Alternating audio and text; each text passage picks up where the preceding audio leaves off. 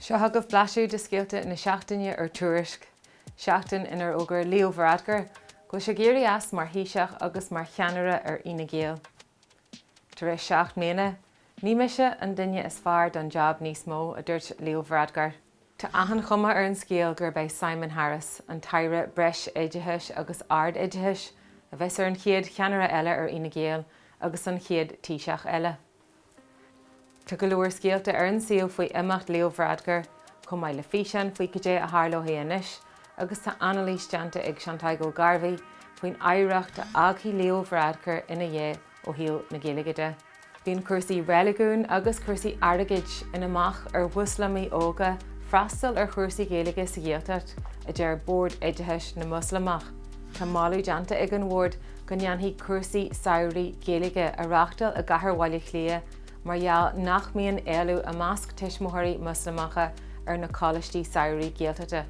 Fhaib leanúnach í an luitimeacht a dhéantar ar chomharthaí sráide dá hangatha ó thuaidh, agus an seachtain seo rinneadh scris ar dhá chomhartha in Iescad Fáilfearste.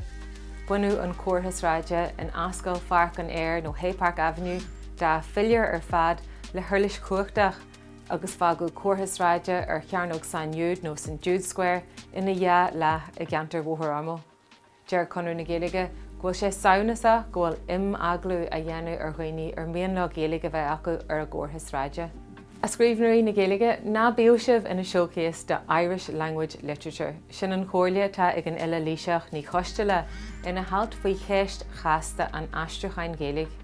Ceist í a éireann níos casta a rís, nuair nach léiríonn iriseoirí béarla más ar an saothar a éireann siad ort a deirsí.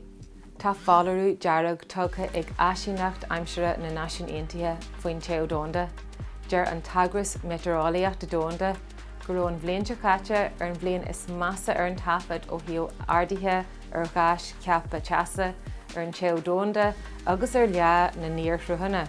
Agus ar deireadh tá cáiste fóbartha charntáthar in airde ag ceadú 3 bliain ar an ód in nacht. Aithnítear mar hampla náisiúnta muintear charntáthar ó thaobh curthan cin na Gaeilgeide. Bhíníoirí a ghearú lá agus ag tiltte go maith acu. Agus tá chaill ar Tuairisc.